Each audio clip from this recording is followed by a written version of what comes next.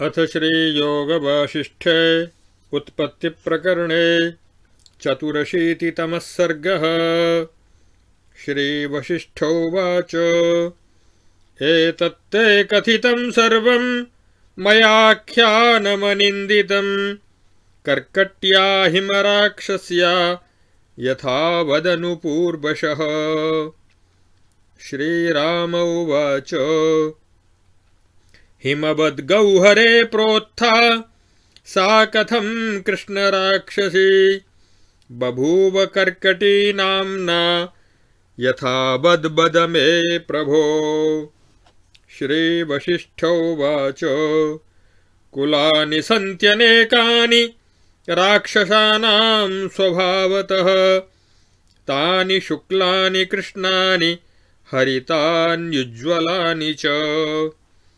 कर्कटप्राणिसादृश्यात् कर्कटो नाम राक्षसः बभूव तज्जा सा कृष्णा कर्कटी कर्कटाकृतिः।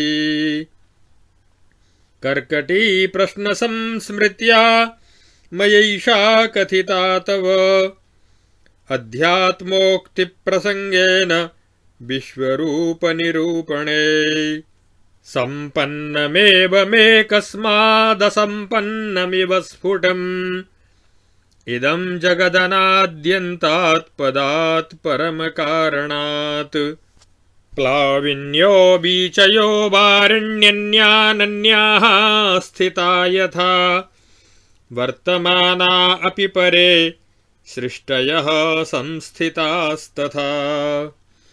अज्वलन्नेव काष्ठेषु बह्निरर्थक्रियां यथा करोति मर्कटादीनां शीतापहरणादिकम्।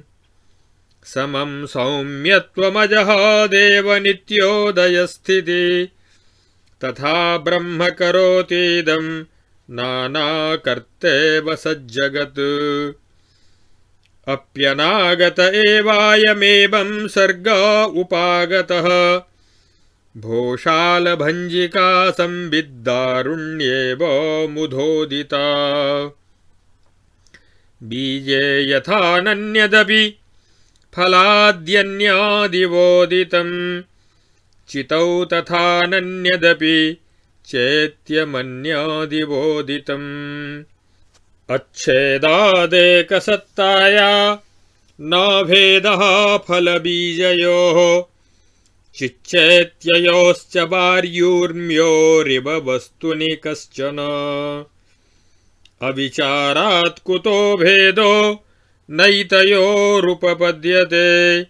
यतः कुतश्चिदुदितः सविचारेण नश्यति। भ्रान्तिरेषा यथा याता तथा यातु रघूद्वः ज्ञास्यसे तत्प्रबुद्धस्त्वमेनां केवलमुत्सृज। भ्रान्तिग्रन्थौ वित्रुटिते मदुक्तिश्रवणात्ततः ज्ञानशब्दार्थभेदानां वस्तु ज्ञास्यस्यलं स्वयं। चित्तादियमनर्थश्रीस्तच्च सा चेतरा च ते मदुक्तिश्रवणादेव शान्तिमेष्यत्यसंशयम्। ब्रह्मणः सर्वमुत्पन्नं सर्वं ब्रह्मैवमेति च मद्गीर्भिः सम्प्रबुद्धः सन् ज्ञास्यस्यलमनिन्दितम्। श्रीराम उवाच तस्मादियमिति ब्रह्मन् व्यतिरेकार्थपञ्चमी ननु किं विद्धि देवेशादभिन्नं सर्वमित्यपि।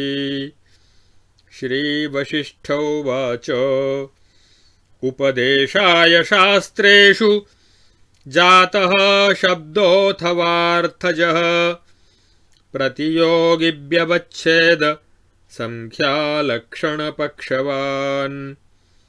भेदो दृश्यत एवायं व्यवहारान्न वास्तवः बेतालो बालकस्येव कार्यार्थं परिकल्पितः। द्वैतैक्यमपि नो यस्यां तथा भूतार्थसंस्थितौ अस्ति तस्यामीदृशः स्यात् कुतः संकल्पविप्लवः कार्यकारणभावो हि तथा स्वस्वामिलक्षणम् हेतुश्च हेतुमांश्चैवावयवावयविक्रमः व्यतिरेकाव्यतिरेकौ परिणामादिविभ्रमः तथा भावविलासादि विद्या विद्ये सुखासुखे एवमादिमयी मिथ्या संकल्पकलनामिता अज्ञानामबोधार्थं न तु भेदोऽस्ति वस्तुनि अविबोधादयं बाधो ज्ञाते द्वैतं न विद्यते ज्ञाते संशान्तकलनं मौनमेवावशिष्यते सर्वमेकमनाद्यन्तमविभागमखण्डितम् इति ज्ञास्यसि सिद्धान्तं काले बोधमुपागतः विवदन्ते ह्यसम्बुद्धाः स्वविकल्पविजृम्भितैः उपदेशादयं बाधो ज्ञाते द्वैतं न विद्यते वाच्यवाचकसम्बोधो विना द्वैतं न सिद्ध्यति न च द्वैतं सम्भवति मौनं बाधादयत्यलम् महावाक्यार्थनिष्ठान्तां बुद्धिं कृत्वा रघूद्वः वचो भेदमनादृत्य यदिदं वच्मि ते शृणु यतः कुतश्चिदुच्छ्रायं गन्धर्वपुरवन्मनः भ्रान्तिमात्रं तनोतीदं जगदाख्यं स्वजृम्भणम् यथा चेतस्तनोतीमां जगन्मायां तथा नघ शृणुत्वं कथयामीदं दृष्टान्तं दृष्टिवेदनम् यं श्रुत्वा सर्वमेवेदं भ्रान्तिमात्रमिति स्वयं रामनिश्चयवान् भूत्वा दूरे त्यक्ष्यसि वासनाम् मनोमनननिर्माणमात्रमेव जगत्त्रयं सर्वमुत्सृज्य शान्तात्मा स्वात्मन्येव निवत्स्यसि मद्वाक्यार्थावधानस्थो मनोव्याधिचिकित्सने विवेकौषधलेशेन प्रयत्नं च करिष्यसि एवं स्थिते जगद्रूपं चित्तमेवेह जृम्भते न विद्यते शरीरादि सिकतान्तरतैलवत् चित्तमेव हि संसारो रागादिक्लेशदूषितं तदैव तैर्विनिर्मुक्तं भवान्त इति कथ्यते चित्तं साध्यं पालनीयं विचार्यं कार्यमार्यवत् आहार्यं व्यवहार्यं च संचार्यं धार्यमादरात् सर्वमभ्यन्तरे चित्तं बिभर्ति त्रिजगन्नभः अहमापूरमिव तद्यथा कालं विजृम्भते योऽयं चित्तस्य चिद्भागः सैषा सर्वार्थबीजता यश्चास्य जडभागश्च तज्जगत्सोऽङ्गसम्भ्रमः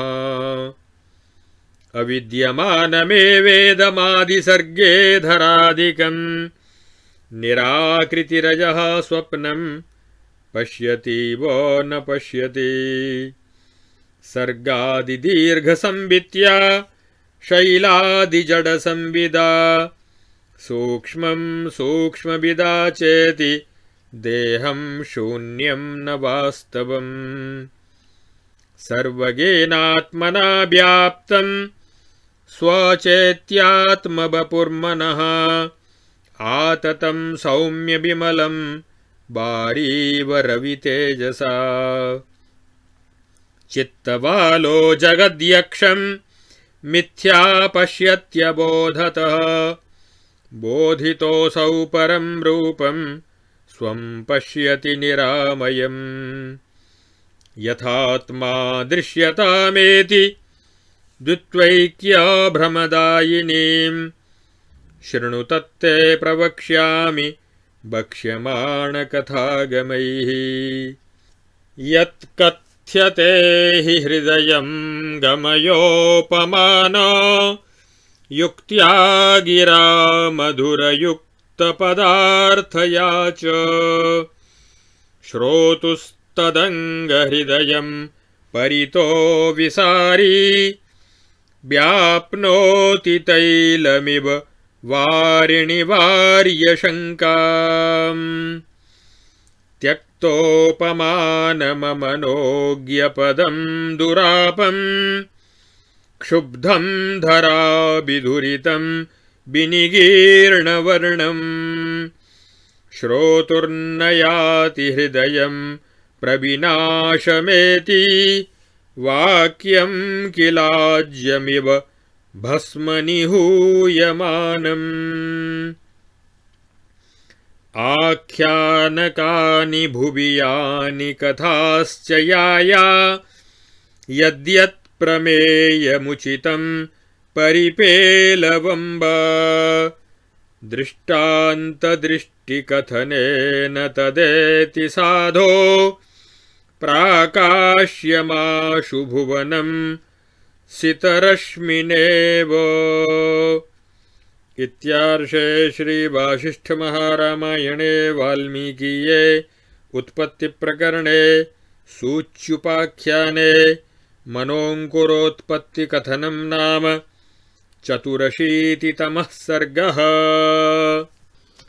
अब इस 84वें सर्ग में जगत की ब्रह्म से पृथक सत्ता का खंडन किया गया है और भेद की व्यावहारिकता तथा चित्त की ही दृश्य रूपता का प्रतिपादन किया गया है।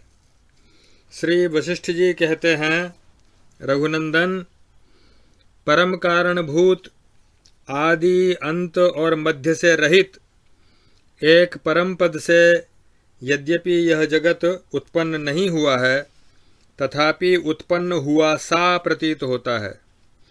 जैसे जलराशि में उठती हुई तरंगें जल से भिन्न न होकर भी भिन्न जैसी प्रतीत होती हैं, भिन्न जैसी स्थित हैं, उसी प्रकार परब्रह्म परमात्मा में सारी सृष्टियां अभिन्न होकर भी भिन्न जैसी ही जान पड़ती हैं। जो नित्य उदित एवं नित्य प्रतिष्ठित है वह ब्रह्म ही कर्ता-सा होकर इस जगत का अनेक रूपों में निर्माण करता है। फिर भी वह अपनी समता और सौम्यता आदि का त्याग नहीं करता।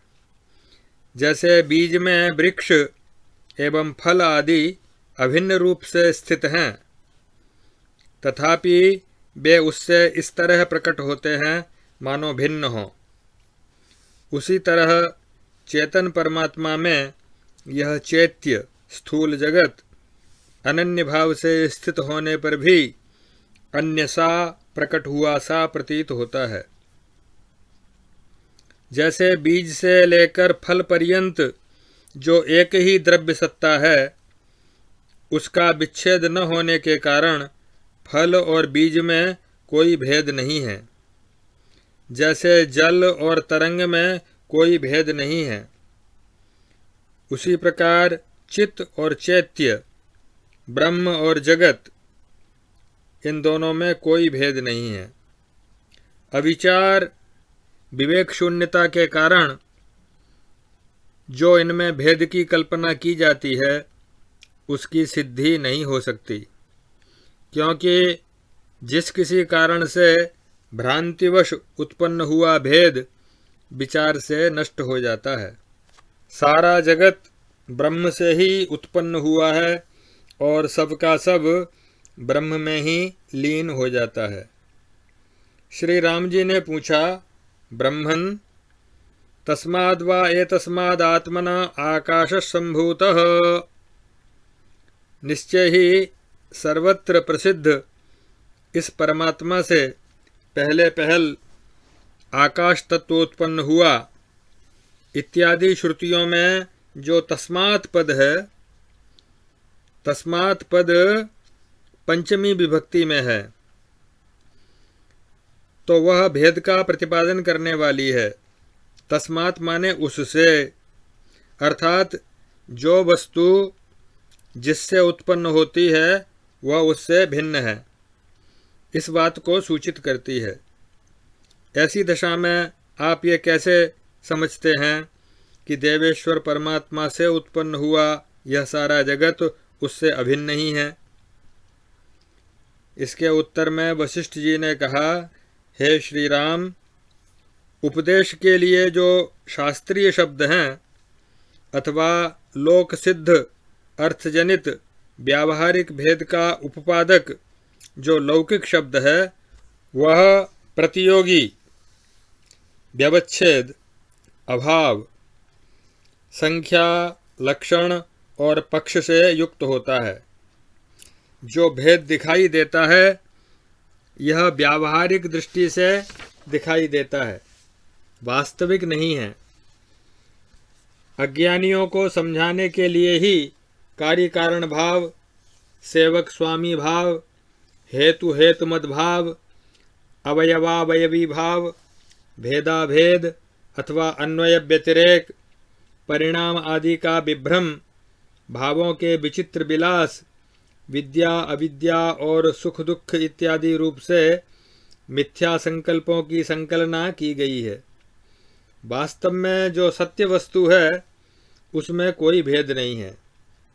यह भेदवाद परम तत्व को न समझने के कारण ही है। परमार्थ वस्तु के ज्ञात हो जाने पर द्वैत नहीं रह जाता। उस समय सारी कल्पनाएं अथवा संकलनाएं शांत हो जाती हैं। फिर तो मौन स्वरूप परमार्थ तत्व ही शेष रहता है। अविभक्त, एक, अखंड और सर्वरूप है। जिन्हें तत्व का ज्ञान नहीं है, ऐसे अज्ञ पुरुष अपने विकल्पों से उत्पन्न हुए तर्कों द्वारा अद्वैत के विषय में विवाद करते हैं। उपदेश से तत्वज्ञान प्राप्त हो जाने पर यह वाद और द्वैत नहीं रह जाता। द्वैत के बिना वाच्य वाचक का बोध नहीं सिद्ध होता, परंतु द्वैत किसी तरह भी संभव नहीं है। इसलिए मौन रूप परमात्मा ही पूर्णतया सिद्ध होता है। रघुनंदन, तत्वमसि आदि महावाक्यों के अर्थ में अपनी बुद्धि को प्रतिष्ठित करके वचन भेद की उपेक्षा कर दो और जो मैं कहता हूँ इसे ध्यान देकर सुनो। चित्त ही विकास रूप से जगत को प्राप्त हुआ है। जैसे बालू के भीतर तेल नहीं है, उसी तरह ब्रह्म में शरीर आदि की सत्ता नहीं है। राग द्वेष आदि क्लेशों से कलुषित यह चित्त ही संसार है। उन राग आदि दोषों से जब भी छुटकारा मिल जाता है, तभी इस संसार बंधन का नाश हो गया, यह कहा जाता है। चित्त ही साधन, पालन, विचार और श्रेष्ठ पुरुष की भांति कर्तव्य का अनुष्ठान, आहार, व्यवहार, संचरण और आदर पूर्वक धारण करने योग्य है। तीनों लोकों की कल्पना का आकाश रूप चित्त संपूर्ण दृश्य को अपने भीतर धारण करता है। सृष्टि के आरंभ में पृथ्वी आदि रूप यह सारा प्रपंच अविद्यमान असत ही था। अव्यक्त स्वरूप अजन्मा ब्रह्म स्वप्न के समान इसे देखता हुआ भी वास्तव में नहीं देखता। हृदयंगम दृष्टांत और युक्ति से तथा मधुर एवं युक्त युक्त पदार्थ वाली वाणी से जो कुछ कहा जाता है वह श्रोता के हृदय में उसकी शंका को दूर करके सब ओर व्याप्त हो जाता है। ठीक उसी तरह जैसे जल में डाला हुआ तेल उसमें सब ओर फैल जाता है।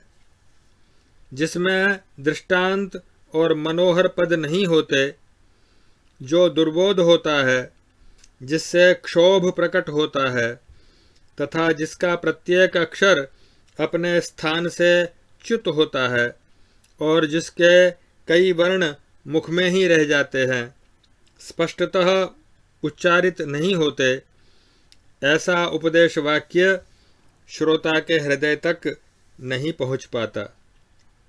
वह तो राख में आहुति के रूप में डाले गए घी के समान व्यर्थ हो जाता है।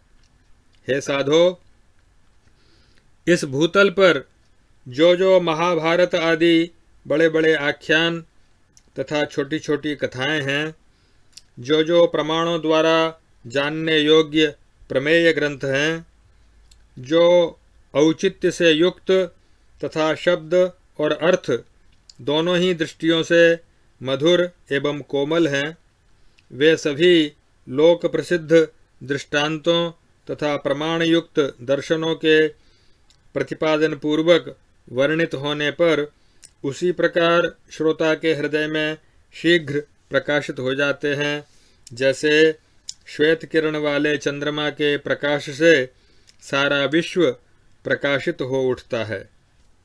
इत्यार्षे वासिष्ठ महारामायणे वाल्मीकीये देवदूतोक्ते मोक्षोपाये उत्पत्ति प्रकरणे भाषानुवादे मनोंकुरकथनं नाम 84तमः सर्गः।